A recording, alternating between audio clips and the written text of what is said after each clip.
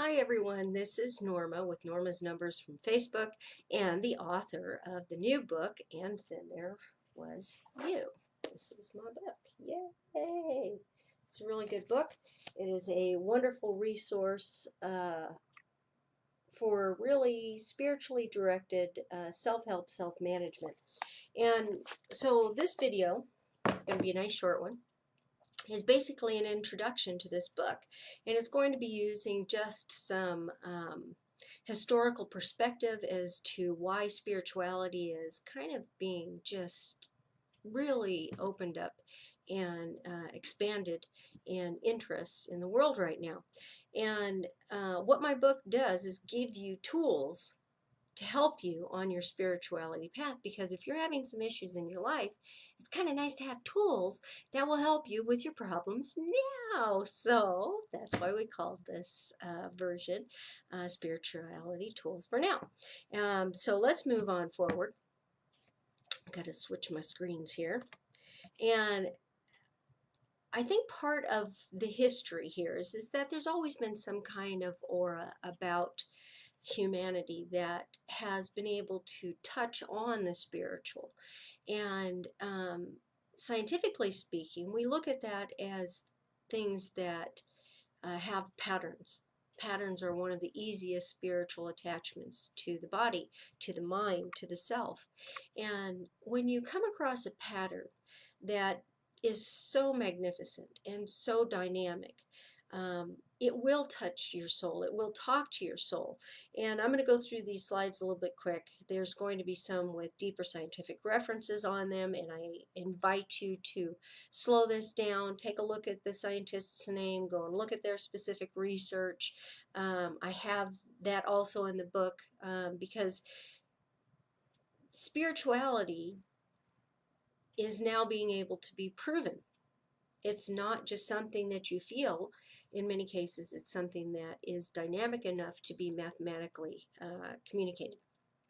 And that's very important, because when we want to have tools to assist us with spirituality for ourselves and the ability to use that to understand self better, to then control aspects of our life that can be causing problems, such as pain, dependencies, um, lack of restraint. I'm just angry all the time. I need to be able to get past this. Well, when you know that you can mathematically calculate these things, it gives you the tools to deal with it. In the book, I use numerology to that end, but on all of my videos, they're basically generally metaphysical. I just use that tool of numerology because it really is something that focuses on how to help you now. Getting back to the patterns, though. So patterns are something that we can look at that will draw out emotions. If you happen to see the Northern Lights or the Aurora Australis, you're going to sense something more than that beautiful vision of color. The mythologies that came about on this spiritual sensation from seeing this beautiful pattern was that we transcend. Those lights represent the spirits of our past selves or our elders. And this is something that also has brought people to investigate death rituals. And that's a really interesting subject if you have time to check it out. It's amazing to see how we honor our ancestors, how we honor our family members, and the timing of these honoring practices seems to be universal, even though there was no connection between the continents. So you have things that were going on in Europe and going on in South America, North America, and in Asia that honor the rituals of the passing of life into a transcended state. And it almost always happens end of October, beginning of November, no matter where you happen to be in the world. Very, very interesting.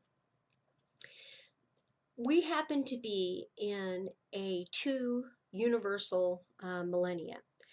because we're in the 2000s. For those of us that are older than 17 years old, we know that we came from that 19.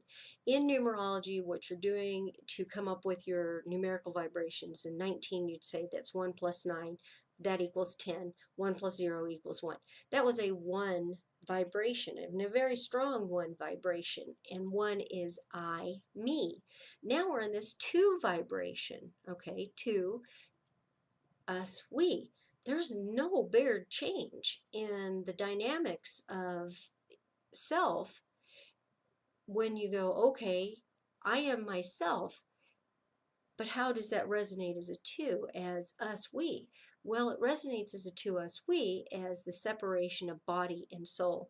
And so, with the greatest number of humanity nearing their own mortality in all of history, the questions of life, the questions that require answers, the big, big questions, are requiring something that's bigger, stronger than faith. And so this is where spirituality and the tools of numerology that I use in my book will help you. And I love the question that I have in here: what happens before life? Well, a lot. Consciousness really does survive. These are questions that are answered through spirituality, metaphysical training. Science is proving this. So religion casted aside spirituality because it had a moniker, a taboo of an occult practice, because it didn't fit into the constructs of many religions. Well, now science is kind of proving a lot of these things. We just had proof that there's a parallel universe, and a parallel universe proves even our own soul that can exist inwardly and outwardly. And so to connect yourself to your own parallel universe is what spirituality assists you with. And the understanding of this is growing in acceptance, and even many religions are accepting this as well, because scientists are proving it. Science is proving that the soul is attached to the body originally from wavelength sounds, which then created the connections of matter. And in our own body, that soul then becomes connected through little microtubules, neutrinos, within us that connect to our original intent. It's just a really exciting time to understand not only the strength of our body, but the strength of our soul, the needs of our body, the needs of our soul. It's very, very exciting and dynamic. I happen to be a disabled veteran. I was in a helicopter accident and I was trampled, and so basically my spine hates me. But I'm a benefactor of energy medicine. I participate in the VA Medical Center here in Tucson, which has a mind, body, spirit program. I had been on pain pills for over 30 years, and they were just treating me terribly. Well, mind, body, spirit training can kind of help you get past all of those problems that you can have when you're just using drugs, because that doesn't take care of the anger. It doesn't take care really of what causes the depression. It may actually cause the depression and the anger. So it's really exciting to see that major medical institutions are aligning with major universities and using ancient sources of energy medicine to assist people to control and manage themselves past concerns. It's something that is really exciting, and I'm really happy to be part of. So what's really cool is that what has been known as mythology is now being proven by science. Years and years ago, it wasn't considered mythology, it was considered science. But now we can measure it mathematically. So, oh my God, spirituality, metaphysics, numerology, this shit is real and it works. And it works for you because the spirit is something that's vital to pay attention to. If all you do is pay attention to your body, you're failing. your life is not good. So the ancients knew truths to come from natural rhythms and patterns. And we know these truths too, but we kind of ignored them. It's like, why do I want to sleep when it's dark? Well, that's a natural rhythm and pattern. Um, Physicists are creating the scientific proofs that ancient knowledge knew as proofs. And so it's taking them out of that occult standing and saying, practice them. This shit is real. My book goes over this, and it actually gives you the tools to follow that. So what is the call to spirituality? A perfect reflection of outwardly life is largely focused on social values. Those are all external. You know, I have a good job. I've got status, family. I'm in good health. I'm settled. I have security. Well, what if you have a bad job? What if you're not settled? What if you don't have good health? If you're kind of in doom and gloom? Well, that might be what the call is. But even if life is perfect, you may say, there should be something more. Because societal values are external. They only feed the ego. Okay, you need to feed your soul, so you're looking for a better path. And when you're looking for that better path, it's because there is that void in your life. A perfect reflection of outwardly life has to reflect inwardly as well. You've got to be able to create that balance in your life, or else it's not going to be a happy place. You know, the smile on your face could just be a lie. And that hard to define void in one's life is that sickness of the soul that's being ignored. You do have a soul urge. In my book, And Then There Was You can calculate your own number for your soul urge, know what it is, so that you can use that vibrational um, information to enhance yourself, to know how to deal with your life better and be happier. So I want to bring this out because there's sometimes I watch videos and I'm like, oh, this stuff is just a bunch of malarkey. Why am I even wasting my time on it? Well, that's that negative voice in my mind saying, you have other things to be doing. You're not being productive. I have a high 8 number. Once you know more about numerology, you'll sense that that may not always be good. So I might be getting in my own way. Are you getting in your own way? Is your process of thinking and doing not giving you the results that you want? Well, if they're not, quit denying little tiny veers here and there that the universe is conspiring to put in front of you to help you out. So I love this quote here by Albert Einstein. I have it on the cover of my book. We cannot solve our problems with the same thinking we used when we created them. And this is true.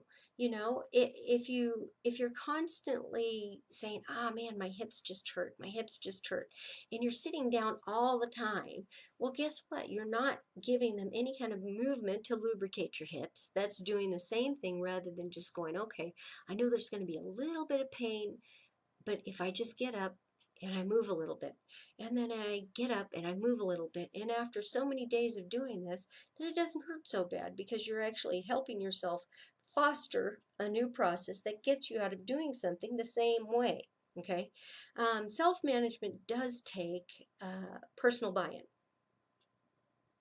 You have to believe that you can do this. You have to just say, okay, I'm just gonna smile. I know I'm mad all the time and everybody's ticking me off. I'm just gonna smile. And it's kind of weird because your mind is like, oh, you're smiling. Oh, I guess we're feeling differently. The brain starts connecting in different ways.